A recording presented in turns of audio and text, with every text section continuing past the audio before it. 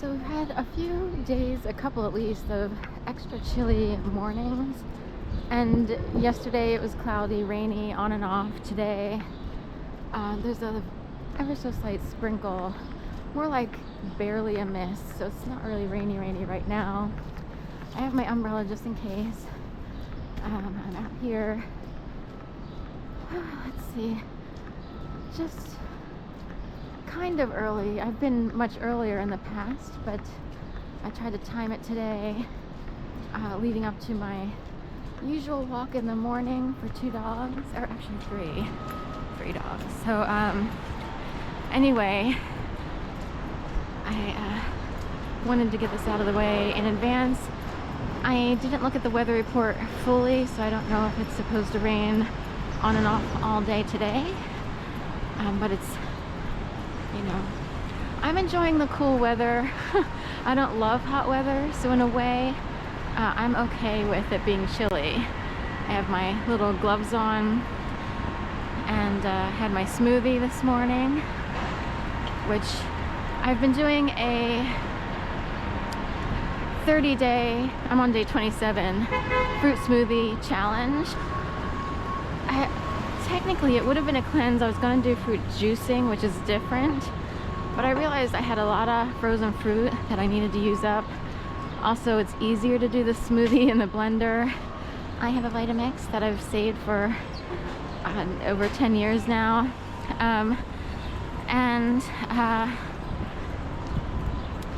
it's the juicer that I have is very cheap, so it became a real nuisance trying to clean it, use it.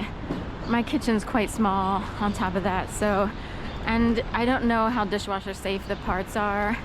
Also, it costs money to keep running the dishwasher, say, daily, so I didn't want to do that.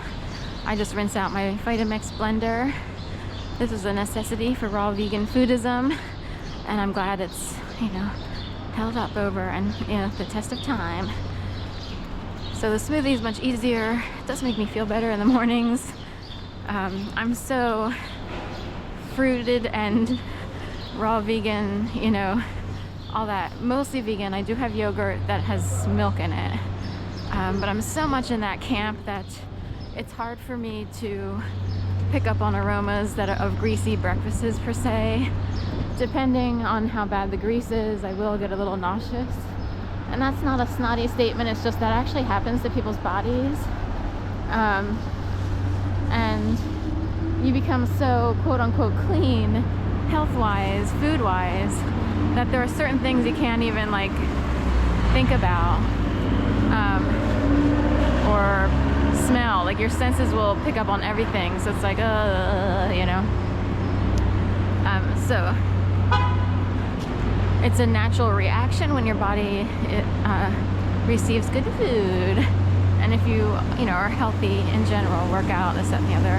A lot of people who work out, they have a hard time, even if they're not perfect, dieters or whatever you want to call it, foodies.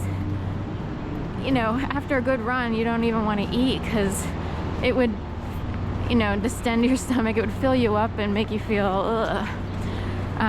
Maybe later, if you're super hungry, you're like, you know what, I could really go for a hamburger Tuesday. But in general, sorry, thank you, thanks. So often if you work out a lot, your body can't stomach certain foods. It becomes part of a natural process, in my opinion.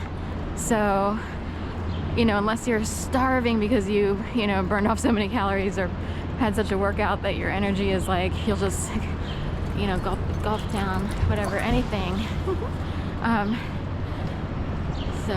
But with yoga, it is part, if I'm sad to say yoga has a different scene these days, and it makes me a little bit bitter that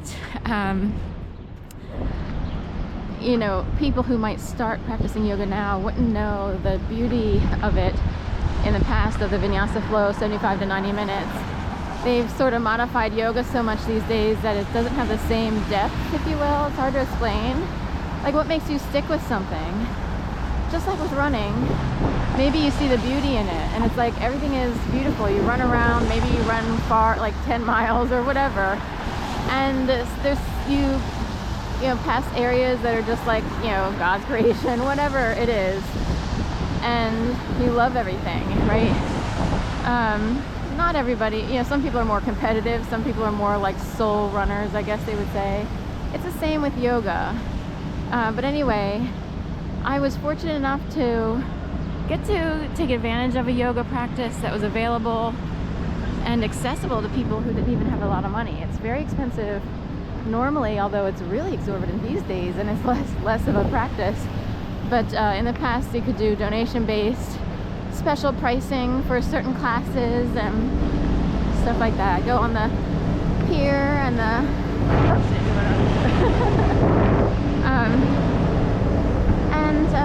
anyway,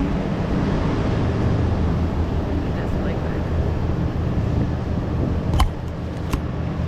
Just started to rain a little bit here.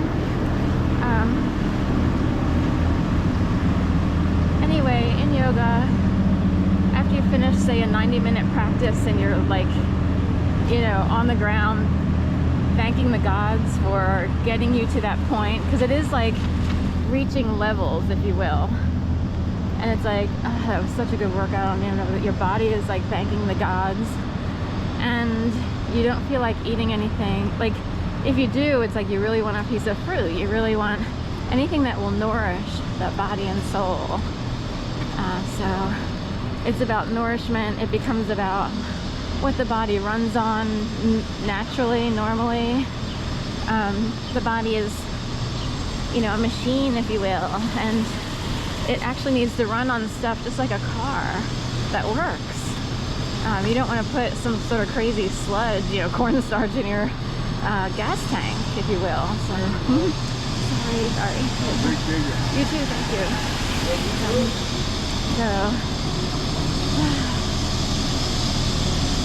I haven't walked down here in a while. I've been busy doing house sitting, dog sitting, overnights, and often that takes me in different directions in the city.